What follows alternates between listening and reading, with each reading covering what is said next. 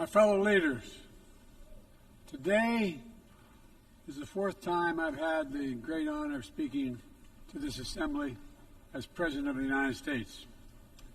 It'll be my last. I've seen a remarkable sweep of history.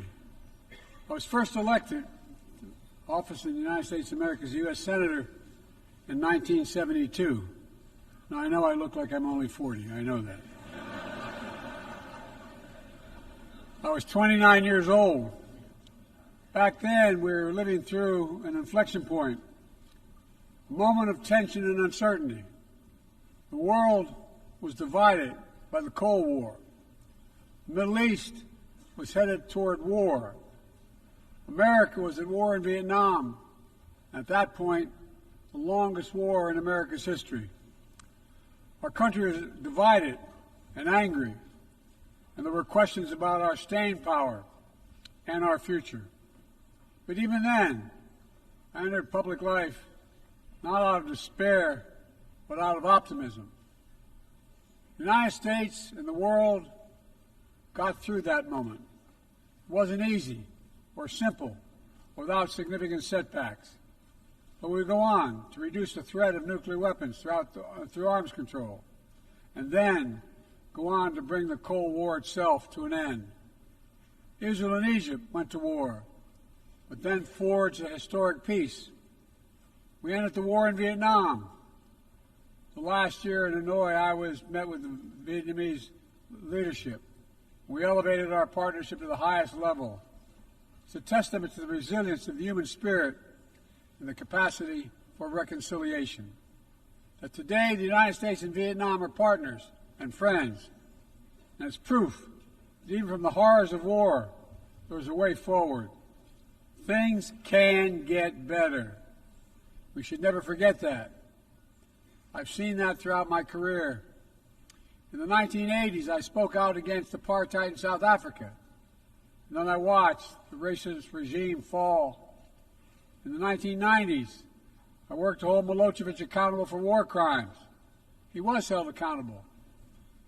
At home, I wrote and passed the Violence Against Women Act to end the scourge of violence against women and girls, not only in America, but across the world, as many of you have as well. But we have so much more to do, especially against rape and sexual violence as weapons of war and terror. We were attacked on 9/11 by al-Qaeda and Osama bin Laden. We brought him justice. Then I came to the presidency at another moment of crisis and uncertainty. I believed America had to look forward. New challenges, new threats, new opportunities were in front of us. We needed to put ourselves in a position to see the threats, to deal with the challenges, and to seize the opportunities as well. We need to end the era of war that began on 9/11. As Vice President to President Obama, he asked me to work to wind down the military operations in Iraq, and we did, painful as it was. When I came to office as president, Afghanistan had replaced Vietnam as America's longest war. I was determined to end it, and I did. It was a hard decision, but the right decision. 4 American presidents had faced that decision, but I was determined not to leave it to the 5th. It was a decision accompanied by tragedy. 13 brave Americans lost their lives, along with hundreds of Afghans in a suicide bomb. I think those lost lives, I think of them every day. I think of all the 2,461 U.S. military deaths over a long 20 years of that war. 20,744 American servicemen wounded in action. I think of their service, their sacrifice, and their heroism. I know other countries lost their own men and women fighting alongside us. We honor their sacrifices as well. To face the future, I was also determined to rebuild my country's alliances and partnerships to a level not previously seen. We did just that, from traditional treaty alliances to new partnerships like the Quad with the United States, Japan, Australia, and India. I know many look at the world today and see difficulties and react with despair, but I do not. I won't. As leaders, we don't have the luxury.